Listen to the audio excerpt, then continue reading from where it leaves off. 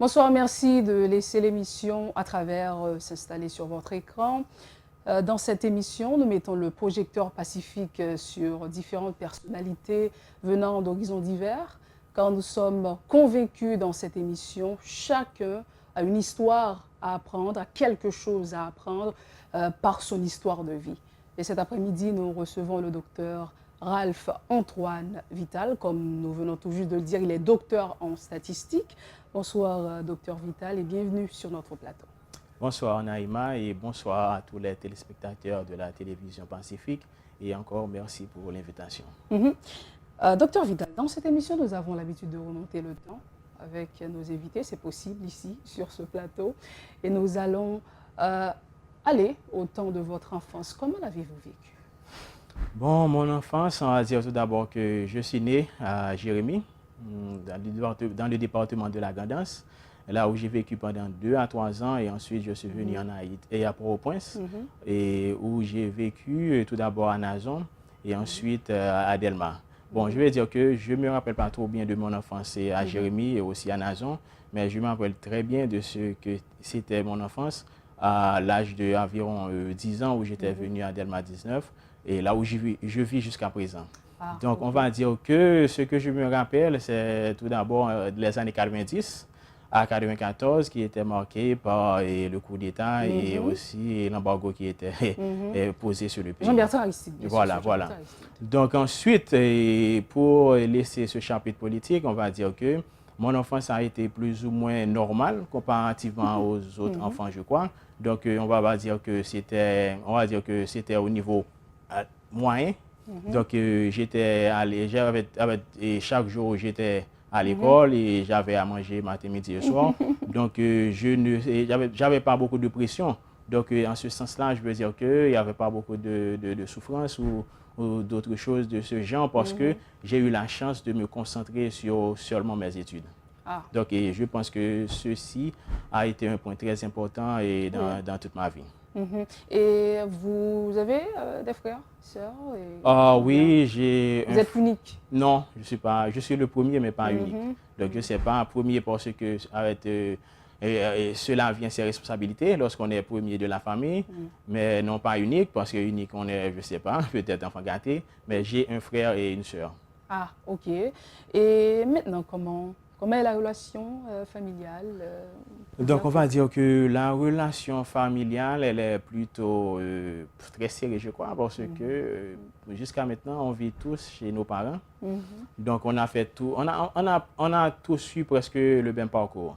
Donc, on a étudié dans des écoles et, on va dire, congréganistes. Donc, mon frère et moi, nous avons été à l'institution Saint-Luc-Gonzague.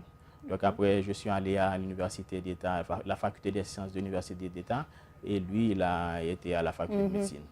Et partant de ce point, qui vous a orienté? Est-ce que c'est à travers les conseils de vos parents, ou bien vous avez peut-être vu d'autres personnes devenir, je ne sais pas, vers la faculté des sciences? Donc, on va dire que mon père, là, il faut entrer, on va dire que dans la profession de mon père, il est professeur de mathématiques à Casse-Pressoir. Donc, on va dire que ça a joué aussi un certain rôle parce que je me sentais l'obligation d'être bon en mathématiques. Donc, puisque mon père était professeur de mathématiques, donc je devais être forcément bon en mathématiques. Mais ceci n'est pas forcément vrai. Hein? Mais de façon, dans tous les cas, ceci m'a motivé à travailler beaucoup plus les mathématiques parce que je devais être bon en mathématiques. Donc, cela m'a motivé à travailler en mathématiques. Donc, j'ai travaillé les mathématiques beaucoup plus que les autres matières. Donc, finalement, après 6 ans, on va dire 6 ans, 4 à 5 ans, à travailler durement les mathématiques, je me sentais plus ou moins bon à partir de Réto. On va dire, c'est Réto jusqu'à présent, on peut dire Réto. Donc là où, bizarrement, j'ai eu un frère qui était mon professeur de mathématiques à l'institution Saint-Luc-Gonzague. Il y avait un concours de mathématiques au Collège Canada. Et il est venu devant mon pupitre et m'a dit que j'étais sélectionné pour représenter. Et nous étions 3 quand même. Et ce qui veut dire que nous étions 3 à représenter l'institution et dans le concours qui s'organisait au Collège Canada. Donc, peut-être qu'après beaucoup d'efforts, j'étais parmi les 3 meilleurs étudiants en mathématiques à l'institution Saint-Luc-Gonzague de ma promotion en tout cas. Donc, ceci étant dit, et pour répondre à votre question, Donc, je voulais voir, bon, puisque j'étais, entre guillemets, bon en mathématiques, je voulais aller tester mes limites. Donc, on m'a beaucoup dit, bon, beaucoup de gens, et mon père aussi, et d'autres personnes que je connaissais, qu'il y avait deux endroits où les mathématiques étaient à leur plus haut niveau en Haïti. C'était la faculté des sciences et l'école normale supérieure. Donc, j'étais allé à la faculté des sciences, j'étais à l'aise à dire qu'avec l'environnement, là où c'était. Bon, on va dire que c'était en 2004, ce qui est très différent de ce qu'on a aujourd'hui. Donc, j'ai aimé le concours d'admission, j'ai aimé le challenge, et donc voilà, hein, donc c'est ce qui m'a motivé. Donc, vous avez choisi la faculté des sciences. Voilà. Donc, vous êtes docteur en statistique. Expliquez-nous le parcours. Bon, vous avez déjà commencé. Le point de départ, c'est la faculté des sciences de l'Université d'État d'Haïti. Donc, c'est le point de départ, mais expliquez-nous. Donc oui, bon, on va dire que ça, c'est plutôt une longue histoire, n'est-ce pas? Parce que cela fait de la faculté des sciences, je suis entré à la faculté des sciences en 2004 et j'ai eu mon doctorat en 2018. Donc, ça fait beaucoup plus de 10 ans. Mais pour arriver à un doctorat en statistique, ça pouvait être aussi un doctorat en mathématiques. Mais on va dire que les mathématiques on va dire que à un moment donné, j'ai vu que les mathématiques étaient plutôt, on va dire, théoriques que pratiques. Donc, j'ai voulu voir, dire que le problème en Haïti lorsqu'on enseigne les mathématiques, c'est que les étudiants ont tendance à vouloir comprendre l'application des mathématiques dans la réalité, à quoi ça sert. Et j'ai vu que les statistiques étaient l'une des branches mathématiques qui était le plus appliquée dans notre vie quotidienne. Donc, c'est ce qui m'a motivé aussi à choisir les statistiques au lieu des autres branches qu'il y avait en mathématiques. Donc, en quoi consiste le travail d'un statisticien? C'est quoi exactement? Donc, le statisticien, on va dire que tout d'abord, le statisticien, et si on va prendre la définition de la statistique en tant que science, il s'agit que tout d'abord de collecter, n'est-ce pas, de collecter les données. On dit souvent que c'est la science des données. Voilà, c'est la science des données. Maintenant, lorsqu'on dit la science des données aussi, il faut tout d'abord commencer par collecter les données. Parce que le problème, c'est qu'on veut présenter et analyser les données à la fin, mais pour analyser les données, tout d'abord, il faut avoir les données, il faut avoir traité les données, les analyser, ensuite les présenter. Les présenter à qui? Présenter peut-être à d'autres statisticiens, mais généralement aussi au public qui n'est pas statisticien. Il faut trouver aussi des méthodes et des moyens de présenter et le travail afin que tout le monde puisse comprendre ce qu'on a fait. Et on dit que tous les domaines d'activité peuvent faire l'objet des travaux du statisticien. Bon, pouvez-vous m'expliquer ça? Oui, généralement, et pour ceux qui sont en sciences, on entend aussi que les statistiques, c'est une science transversale. Donc, cela veut dire que dans toutes les sciences, on devait trouver un petit peu de statistiques. Et si on revient maintenant à la définition de la science, qui consiste à observer, à émettre une hypothèse et ensuite à tester cette hypothèse. Mais pour faire tout ça, il faut avoir des données. Donc, une fois qu'on a des données, on peut dire qu'on peut toujours faire appel à un statisticien pour savoir au moins comment traiter ces données-là ou aussi comment interpréter les données. Donc, à ce niveau-là, on peut dire que la statistique fait partie de presque toutes les sciences. Et on va dire que les sciences qu'on peut vérifier. Un petit exemple concret, par exemple en médecine ou bien on est dans le domaine cas appliqué. Bon, en médecine, on va dire que c'est... Bon, en médecine, c'est... On va dire que... N'est-ce pas que... On va dire en médecine et Haïti, pourquoi pas. Et on peut dire que on a une maladie, on a plusieurs médicaments, on a médicaments A et B. On a deux types de médicaments. Mais le problème, c'est que quel est le médicament qui est le plus efficace? Donc maintenant, pour faire ceci, on va sélectionner des personnes dans la population qui ont déjà la maladie. Et ensuite, on va leur donner les médicaments pendant une période de temps et on va voir quel est le pourcentage de réussite par rapport aux deux groupes. Quel est le groupe et à laquelle le médicament a le plus réussi. Mais ça, on va dire que ça, je pense que ça, est-ce que ça répond à votre question? Oui. Ça, c'est une façon d'appliquer le statistique. Mais pour comprendre aussi cette histoire on appelle ça essai clinique en statistique, mais pour comprendre le fondement ou bien l'efficacité de cette méthode, il faut aussi connaître que les médicaments ne fonctionnent pas à 100% pour toutes les personnes. Donc, il y a des médicaments qui vont fonctionner pour une personne on va dire, un groupe de personnes et un autre médicament qui va fonctionner pour un autre groupe. Donc, il faut trouver le médicament qui sera le plus adapté à chacun des groupes.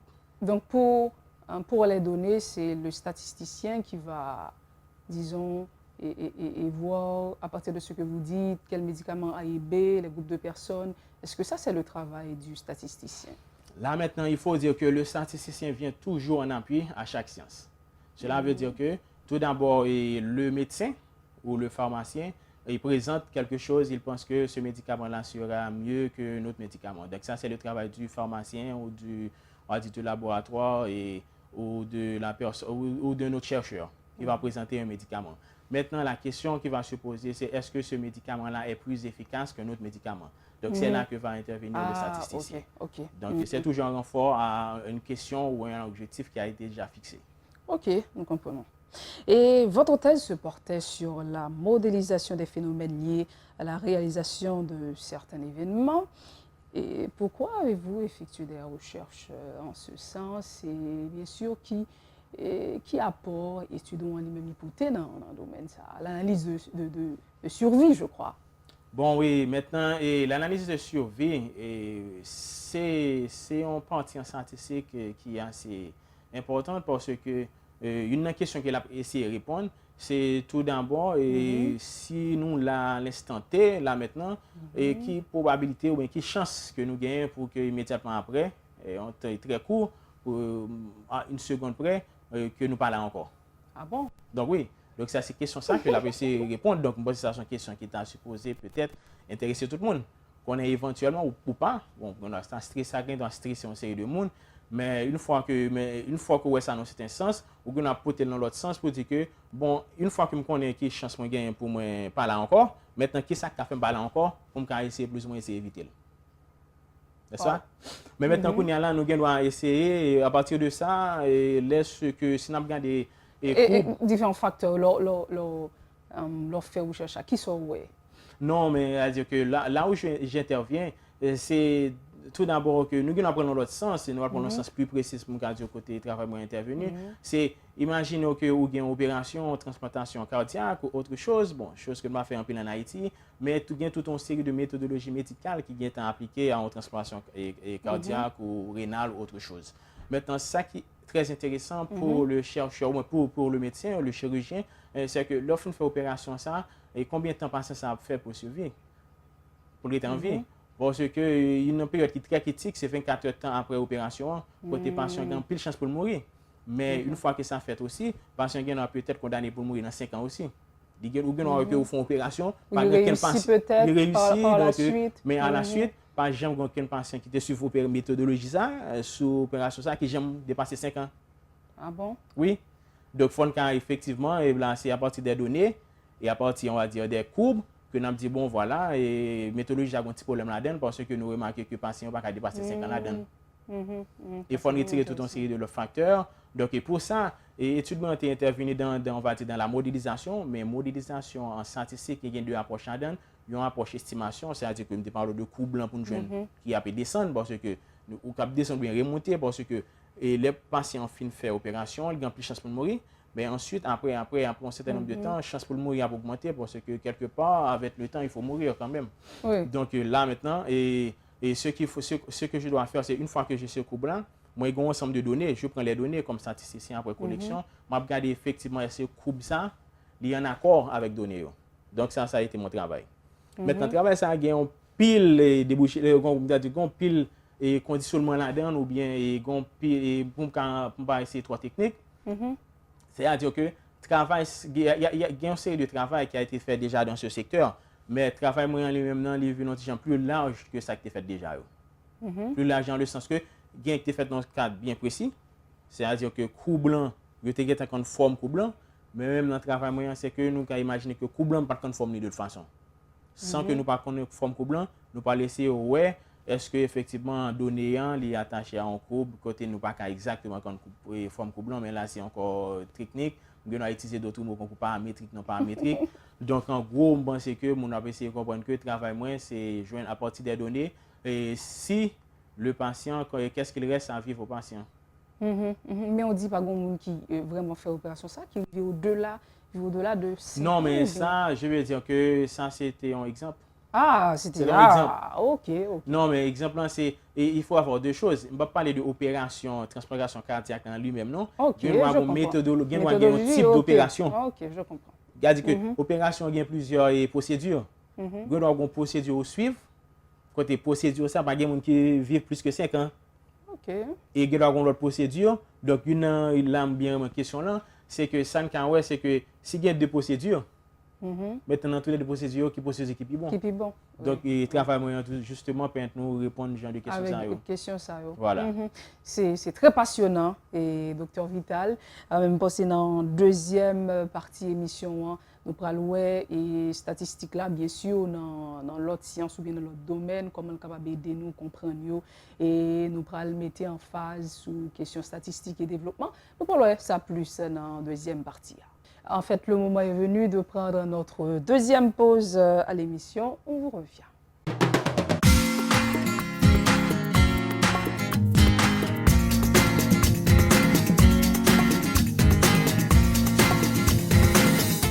Si vous venez à peine de nous rejoindre, vous êtes dans la deuxième partie de l'émission À travers.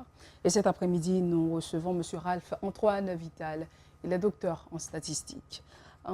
Docteur Vital, dans la deuxième partie de l'émission, on a essayé de regarder qui analyse ou fait sous travail Institut haïtien de statistique et d'informatique, IHSI.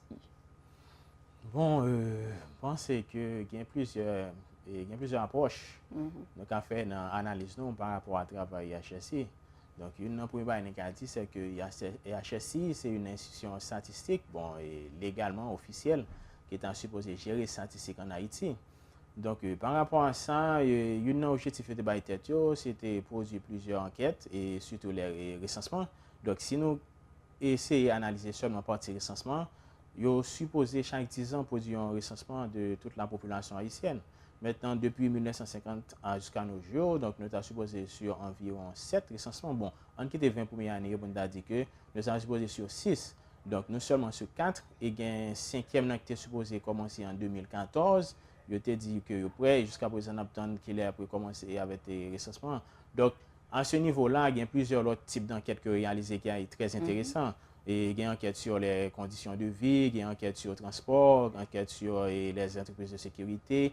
Nous avons plusieurs types d'enquêtes réalisées sur des activités, on va dire, sur des phénomènes socio-économiques et de la vie haïtienne. Mais il y a un problème que l'enquête, il n'y a pas un problème en tant que tel, non? Mais l'enquête, il y a une deuxième facette que nous avons besoin là-dedans, il faut être périodique. Il faut être fait de manière chaque semestriellement, ou annuellement, ou je ne sais pas, mensuellement ou hebdomadairement, mais ça va dépendre de l'objectif IHSI ou bien qui sont utilisateurs statistiques, ça va demander dans le IHSI. Mais le problème, c'est que on remarque que si on considère l'enquête, il est fait encore de manière sporadique. Sur des décennies, au cas où nous deux dans l'enquête. Et donc, ça, c'est pour une caractérisation manque crucial de statistiques en Haïti. Et deuxièmement, et par rapport à la définition de collection, traitement, analyse, il fait collection plus ou moins bien, bien. Et ce que je veux dire, c'est que l'analyse, il prend temps pour venir. Donc, analyse. Et ça fait ça, ça fait analyse. Eh bien, parce que je pense que pour nous arriver, pour nous faire un constat et qui est criant, je pense que pour tout le monde qui essaie de regarder de près et travailler à HSI ou qui est intéressé à un site HSI, au cas où il y a un manquement cruel qui est évident, c'est une façon de regarder. C'est-à-dire, on veut dire moyens financiers, moyens financiers, ou bien encore tout, c'est pas seulement moyens financiers, il doit encore une fois, statistiques sont appuyées. Donc, si vous avez une vision, ou un objectif, ou un tableau de bord, maintenant, tableau de bord, ça va bien des indices qui ont besoin bien déterminés pour qu'on ait côté avancé, soit toujours continuer dans la bonne direction, ou bien à droite ou à gauche, ou bien est-ce qu'il faut rectifier le tir. Donc, ça dépend de monde qui est dans tête bateau. Donc, si vous avez besoin de bon chiffre pour avancer, donc là, on va mettre IHSI moyen pour le cas et faire travail pour le faire. Et le plus possible, parce que IHSI a fait travail là. Le problème, c'est que il pas fait de manière continue. Donc, vous estimez qu'il y a des ressources humaines pour ça? Non, mais c'est-à-dire que si on prend statistique, en termes de statistiques, IHSI besoin de faire, on sait de la statistique qui marche et tout. Par exemple, statistiques sur l'environnement. Par exemple, statistiques sur l'environnement. Et deuxièmement, tout. Peut-être des organisations internationales qui essayent de faire quelques rapports sur ça, mais pas vraiment. Seul rapport que tout le monde connaît en Haïti, c'est que nous avons à peu près 2% de couverture forestière.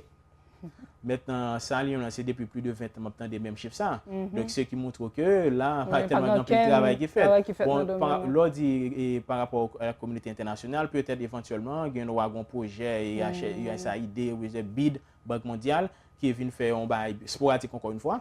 Oui, donc, il sortit un chiffre, il sortit un rapport, donc ça a été fait, donc il n'y a pas de continuité. Parce qu'il manque de personnel, il manque de moyens financiers, etc. Et deuxième, l'autre secteur qui est très important, nous avons dit qui manque statistique là-dedans, c'est le secteur médical. Donc, le secteur médical, là, pour me retourner un petit peu à travers moyen, qui nous avons supposé qu'à déterminer et taux de survie de haïtiens, de 0 jusqu'à 70 ans. Mais pour nous jouer un chiffre, il faut noter qu'on est combien de haïtiens qui mourir dans l'hôpital ou bien dehors de l'hôpital. Il faut déterminer les chiffres, mais pas un chiffre. Tout ça, c'est des manques à gagner. Ça, encore une fois, chiffre, ça occasionne des chiffres sur des entreprises ou bien des ONG qui sont venues en Haïti. Et c'est peut-être ça qui a intéressé, peut-être c'est mortalité infantile. Là, oui, surtout. Juvénaux infantiles. Donc, à ce niveau-là, ils font une étude au commencement, ensuite le taux de mortalité chez les femmes au cours de l'accouchement. MSPP fait EMUS, je crois. Et EMUS, oui, c'est pas seulement MSPP qui fait, c'est MSPP en partenariat avec l'autre ONG. Je me rappelle, il y a un rapport, un cinquième rapport été fait, mais ce que je veux dire, c'est qu'au moins, il y a un avantage de gagner, c'est que il y a un rapport, il y a chaque 5 ans. Oui, au moins, je dis périodiquement. Oui, voilà, effectivement. Chaque 5 ans, même si 5 ans, 6 ans, ce n'est pas trop grande différence, mais là, il commence à gagner des données pour longitudinal, c'est-à-dire que sur le temps, pour ouais, effectivement, est-ce qu'il y a des politiques médicales qui ont été appliquées et qui apportent et une number a été intéressée sur 3 derniers rapports qui ont été faits, c'est que politique qui ont été gagnée sur SIDA, il y a regardé effectivement la perception de la population et aussi la prévalence du sida dans la population, à qui taux lié qu'on y a. Donc, il commence à gagner des statistiques sur le long terme, mais encore une fois, l'analyse n'est pas assez approfondie. Je peux dire que sous besoin d'une analyse approfondie, on est obligé d'aller, surtout des analyses de relations entre plusieurs variables. Donc là, on est obligé d'aller à l'extérieur pour analyser. C'est-à-dire, est-ce que pas de assez de moyens ici là pour étudier ou bien qui ça passe? Eh bien, les deux, c'est-à-dire qu'encore une fois, pas de moyens financiers, ensuite, pas de personnel qui est qualifié pour faire une série d'études. Parce que étudiants à un certain niveau, ils viennent aussi ils viennent spécialisés. Donc, obligé de spécialiser dans le domaine maintenant pour étudier une série de bagages bien précises. Donc, dans ce sens-là, il y a un manque de personnel, à savoir que, j'en dis, il y a un monde qui a fait c'est un ONG avec MSPP. Je crois que c'est un ONG avec le ministère de la Santé publique. Donc, est-ce que c'est le premier travail, le ministère de la Santé publique? Pas vraiment. C'est-à-dire en termes de statistiques, bon, ils ont éventuellement collecté les données, mais analyser les données en profondeur. Donc, on met à choisir un médecin là, on va quelques données, et les mêmes données patients, on va analyser pour chercher une série de relations qui gagnent entre une série de facteurs. Donc, le travail principal du docteur là, c'est pas faire des statistiques. Oui, certainement. Donc, à ce niveau-là, on ne peut pas vraiment critiquer MSPP s'il n'a pas gagné. Mais s'il a gagné moyen, si tu as cherché moyen aussi, pour lui gagner une série de spécialistes, bon, me détendez, il y a un docteur, je ne me rappelle pas le nom, qui t'a étudié la prévalence, c'est-à-dire que le taux de monde qui fait tension en Haïti. Donc, ça, c'est un autre bail qui est assez intéressant parce que tension et diabète, à ce qui paraît, bon, un problème de dialyse. Donc, on a commencé à regarder comment elle peut évoluer. Donc, surtout, j'ai un moyen pour me faire une dialyse et éventuellement, je mettais un protocole de prévention. Nous parlons de statistiques là par rapport, en fait, dans le développement. Je pense qu'il y a quelques points où commencer à toucher, là, dit l'heure où il y a des données de moi, on connaît comment pour agir vraiment, qui décision pour prendre pour capable agir sur situation. Donc, essayez de montrer de manière plus claire rôle statistique là dans le développement. Maintenant, dans le développement, donc, il faut définir très bien ça le développement parce que si ça nous est le développement dans la dernière année, c'est tout simplement les indices économiques.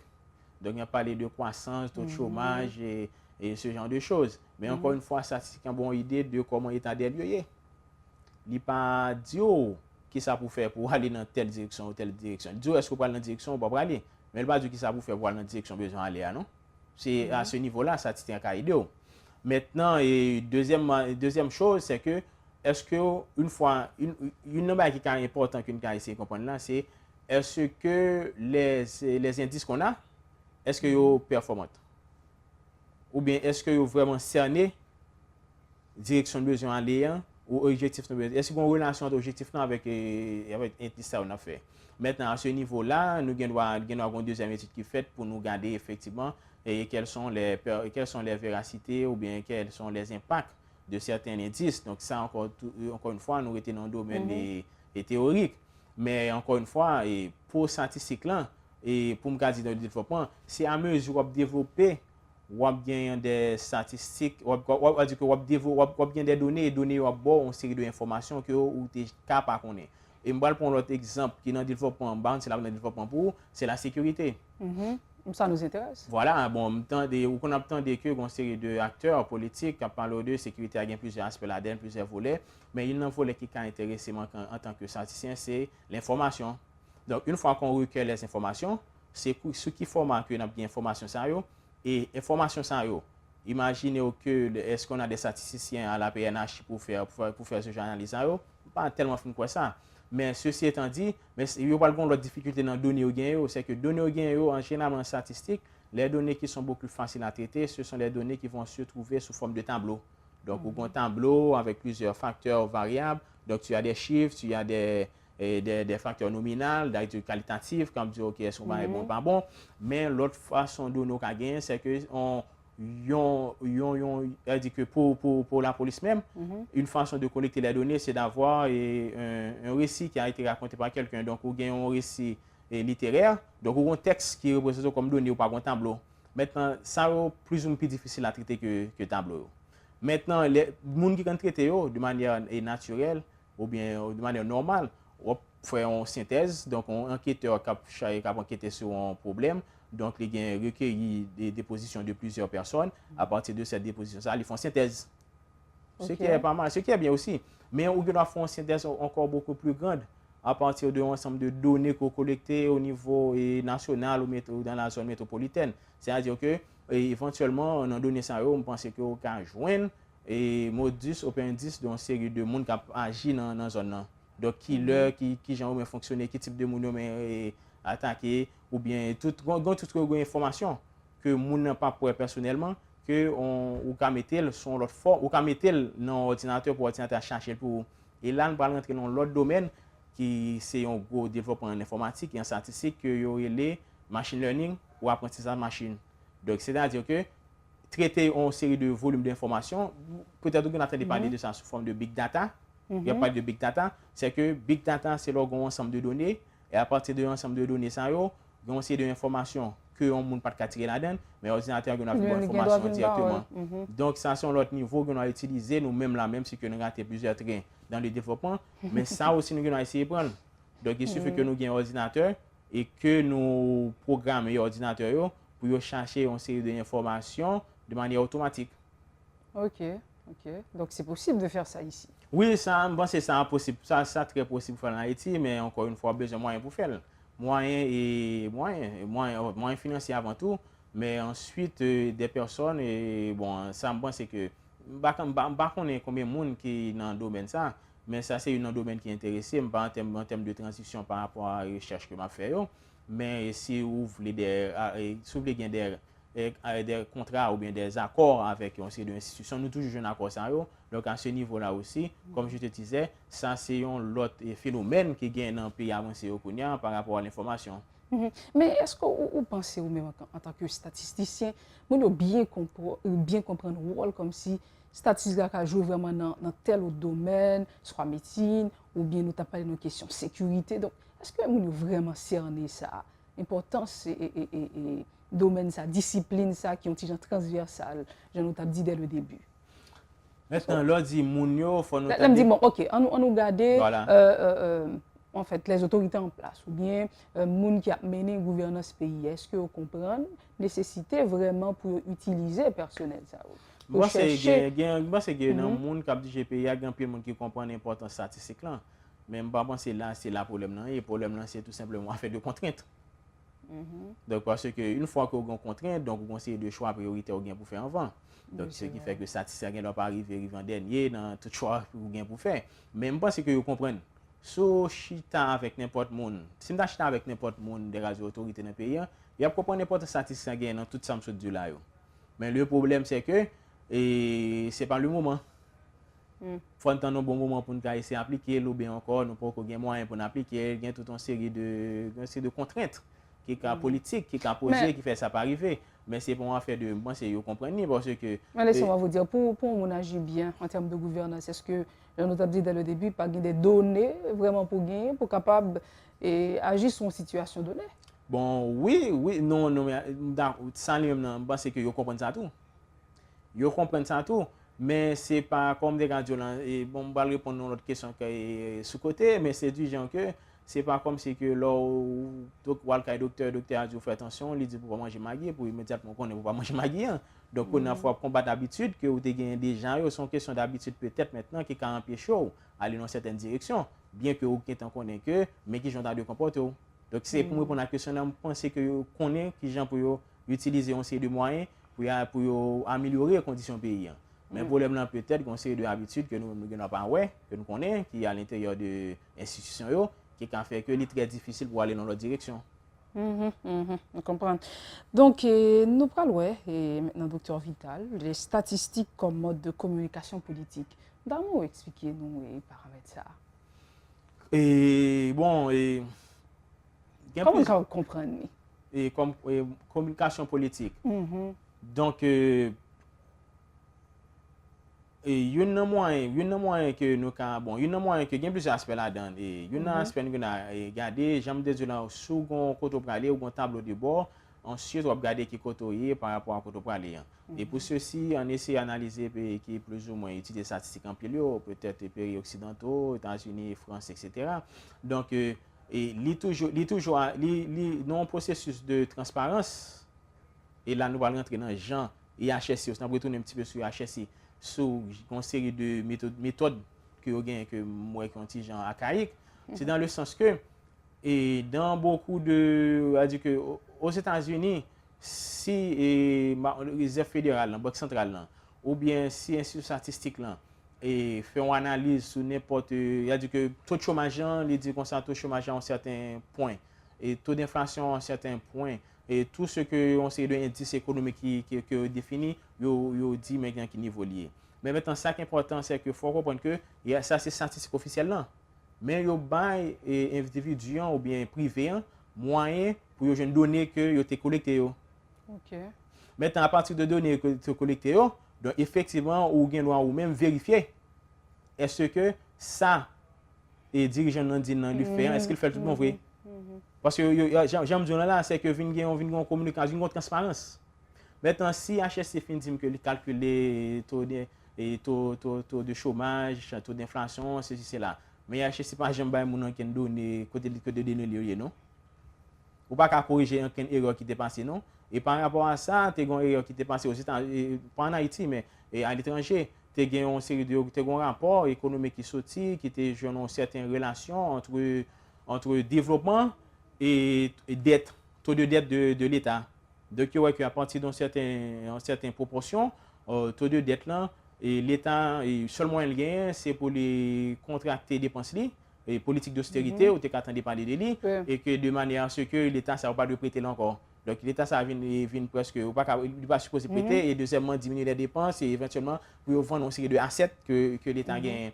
Mais il se trouve que après 10 ans que cette étude a été publiée, tu as 2-3 étudiants dans l'université, je me rappelle pas trop bien, que yo même y a donné yo, ils ont analysé données yo et ils ont découvert que ça calcul qui était fait dans résultat précédent là, tu as un problème là dedans erreur. Donc voilà une sorte de pratique qui pour assurer que statistique là peut être aller dans la bonne direction. Donc et la transparence et la diffusion aussi des données. Donc ça doit rentrer aussi dans la pratique. Aller plus loin. Voilà, justement éventuellement. Donc ça et une chose pour connaître c'est que lorsque on collecte des données au fond analyse, le problème c'est que l'analyse au faire il y a toute une série de l'autre analyse annexe connexe qu'on peut faire par rapport à ça faire. Ou même pas de temps pour faire. Il y a des gens qui peuvent faire pour des raisons personnelles ou bien il y a des institutions privées qui peuvent faire aussi. Donc la diffusion des données sont moyens pour qu'on éventuellement si les dirigeants disent qu'ils ont fait quelque chose Maintenant, est-ce qu'on peut, à partir des données, vérifier ou pas si ce qu'ils ont dit a été fait? Donc, quoi j'en dis, je remets ça dans un souci de transparence. Voilà. Nous, vraiment, est-ce que, dans la question, surtout bonne gouvernance, il faut qu'il y ait transparence pour le pays à continuer à avancer. Parce que c'est un modèle peut-être nous capable de copier, pas bon ici là. Bon, oui, bon, ça, ça me pense que pas mal de l'argent pour faire. Il suffit que, bon, même là, on va rentrer encore là pour me dire que, il suffit que vous convertissez les données en son format qui est acceptable pour HTML, pour dire que pour diffusion par site. Mettez un format, vous pouvez mettre les données, et ensuite, éventuellement, s'ils veulent, ils peuvent aussi demander, ils peuvent vendre aussi les données. Par rapport avec l'importance, capable de dire statistique là, je vais expliquer nous et dès le début pour nous capables de comprendre comment discipline ça elle-même est transversale et qui avance au même temps mais qui fait par rapport avec domaine ça, surtout dans le pays par nous, je nous comprendre son outils capable d'utiliser si vous voulez aller dans la question bonne gouvernance, si vous voulez aller dans la question développement de manière générale, bien globale, si on capable de dire ça comme ça. Donc, pour nous, quand c'est pour nous très pratique, bon, c'est une série de bagages qui sont faites sans que pas besoin, sans que qui pas demander un peu d'argent. En sérieux. Une bagaille qui a été faite et une université l'UNIFA, l'université de la Fondation Dr Aristide. Une bagaille qui a été faite, c'est inculquer aux étudiants les méthodologies statistiques. C'est-à-dire que quel que soit dans la faculté, c'est à partir de études ou des données, c'est basé de méthodologie, puis on peut commencer à collecter, analyser, traiter des données au moins au niveau débutant. Parce que là, toujours, il fait que quand on arrive, on analyse le besoin fort qu'on n'a pas faire. Donc, mais laisse si tu as les bases, on peut commencer à faire quelque chose. Et aussi, pour aller plus loin, au moins, même si on ne peut pas aller plus loin, si on a un statisticien Vinedo, ce qui se fait dans tous les pays du monde, côté statistique et utilise statistique en pile, ou moins d'un statisticien font travail pour vous, mais au moins, il faut qu'on dialogue avec elle. Donc, premier ça que vous faites, c'est une formation ou bien une éducation statistique. Même pense qu'au niveau des universités, des bons exemples d'université, je pense que toute université qui rentre dans des démarches ça. OK. Mon ban étudiant yo, inculquer yo importance statistique là. Si vous connaissez l'importance statistique, même par rapport à l'émission que ça a fait là yo, et aux États-Unis, il y a un ban qui est très important pour les médias, ce sont les coûts de part et aussi les niveaux d'écoute. Il y a besoin de quantité de monde qui regarde l'émission ça. Ça c'est tout simplement l'autre aspect statistique. En plus encore, nous devons faire un exemple plus poussé. Puis, qui sait exactement, qui partit dans l'émission mon intérêt. Est-ce que c'est première minute là? Est-ce que c'est milieu? Est-ce que c'est dernière minute là? Vous connaissez exactement et maintenant vous pouvez ajuster. Donc, mais ça, même dans j'aime tout là, vous pouvez commencer à avoir une culture de statistiques dans toutes les universités. Pour ne pas commencer depuis dans les écoles primaires et secondaires. Ça a fait. Et ensuite, deuxièmement, comme je te disais, et une fois que ceci a été fait, si nous rentrons dans un souci de transparence, et aussi de disponibilité des données au grand public, ça va permettre que chaque monde dans le coin par eux, après, on sait de bagues que ou même on n'a pas, ouais. Mais même qu'on a pas donné l'info analyse, on l'autre monde prend les fonds d'analyse, dit on sait de bagues que même pas, ouais. Donc, à ce niveau-là, moi, je dis que ça, c'est un bagage qui pas moins dans le COP qui a réalisé dans 5 ans là. Bon, lui, pas besoin de prendre 5 ans, mais je pense qu'il a implémenté nationalement. Mais ça va dépendre aussi du secteur privé, parce que je pense aussi, une tendance à IHS gagne, c'est centraliser les choses. Donc, il y a un projet pour centraliser tous les services statistiques au sein des ministères. Donc, il y a une sorte de coordination, ce qui est bien aussi. Parce que leur coordonner, on plus moyen, on pense que on continent qui est puissant, mais en même temps aussi, sous pas un bagage tout pour nous. Maintenant, diffuser ces statistiques là au niveau privé, du secteur privé, ça va permettre que tout pour nous rentrer dans le sujet de statistiques et éventuellement, on le bagage que nous n'avons pas parler, c'est le fait que dans la collection des données aussi, il faut collecter les données proprement. Et collecter les données proprement, c'est-à-dire? Cela veut dire que si moi, on a collecté les données, il ne faut pas mettre salvé dans feuille là. Ah oui, ça c'est important. Sinon, tout résultat vient biaisé. Bon, voilà. Oui, nous comprenons ça. Donc, je pense que nous devons aller plus loin. Peut-être même dans le domaine judiciaire, là, nous tendez et souvent, on nous dit, manquez, nous pas même connaître vraiment, qu'on dit, mais combien de monde qui n'a détention préventive prolongée. Mais vraiment, son chiffre peut-être, nous sommes capables de questionner. Est-ce qu'il y a vraiment des travaux comme si qui fait dans ce sens-là, surtout dans l'institution? Donc, tout ça, c'est des questions pour nous Et là, poser. une petite anecdote, c'est que le plomb a été interdit aux États-Unis par le président Carter et dans les années fin 70, 80, début 80. Maintenant, la petite histoire, c'est que c'est tout simplement à partir d'un graphe qui a été produit en statistique que le fait. Ok. Maintenant, graphe, ça le dit, c'est-à-dire que plomb son barrière depuis un certain temps, une série de scientifiques qui ont dit que plomb il y a une tendance pour agir directement sur le système nerveux et ça qui doit avoir toute une série de problèmes d'apprentissage et éventuellement ça va faire venir fou. Parce que il y a une connexion faite entre le système nerveux. Maintenant, ceci étant dit, bon, plomb, jusqu'en les années 70, tout bas aux États-Unis, c'est-à-dire que avant peinture, en côté, on met ton bas sur les pour bien peinturer, c'est plomb là-dedans. Peinture, tu as plomb là-dedans. Toute peinture, tu as plomb là-dedans. Toute une série de appareils, tu as plomb là-dedans. Mais maintenant, qu'on a pour retirer, tu as plomb aussi dans l'essence. Pour avoir besoin de gasoline sans plomb. Tu as plomb là-dedans pour le brûler plus lentement, donc pour le durer plus dans le moteur. Donc tout ça a été banni, interdit aux États-Unis à partir d'un graphe statistique. Ah, voilà. C'est intéressant. Oui, et ensuite, ils ont utilisé aussi statistiquement parfois dans une série de cas judiciaires aux États-Unis, même criminels. Mais là, je n'ai pas besoin d'aller trop parce que dans les systèmes judiciaires américains, ils ne pas accepter tout le comme preuve. Mais il y a des fois, il y a un juge qui essaie de faire un petit en plus et ça tout rentrer dans le système.